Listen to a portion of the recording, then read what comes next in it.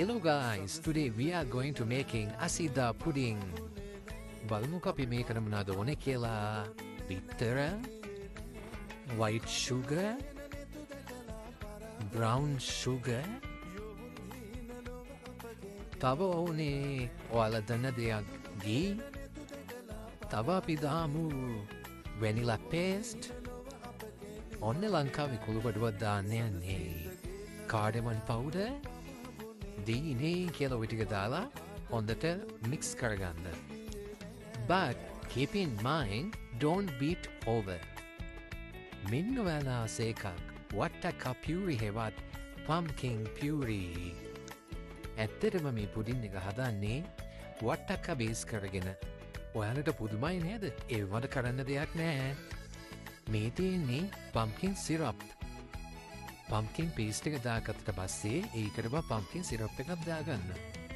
ඊට පස්සේ වතුර ටිකක් 100 celsius වල බොයිල් කරලා ඒ මික්සර් එකට දාන්න ඕන. දැන් හොඳට මික්ස් කරන්න. බලන්නකො වට්ටක්ක paste එකේ තියෙන ලස්සන. අපිට dry ingredients වශයෙන් ඕන all purpose flour and baking powder. ඊළඟට අර අපි කලින් හදාගත්ත sugar mixer එකට pumpkin puree mixer එක add කරනවා. දැන් හොඳට mix කරගන්න. ඔන්න අපි ඊළඟට යන්නේ baking ring එක හදාගන්න.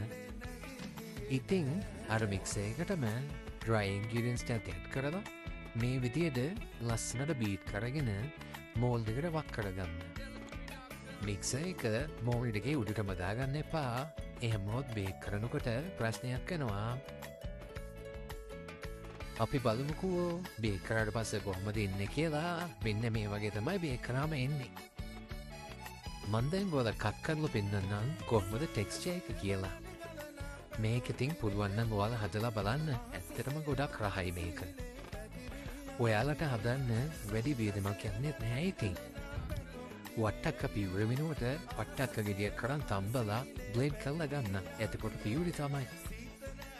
බලන්නකො ටෙක්ස්චර් එක කොහොමද කියලා. very very soft. අපි දැන් කියන ප්ලේටිං කරන්න.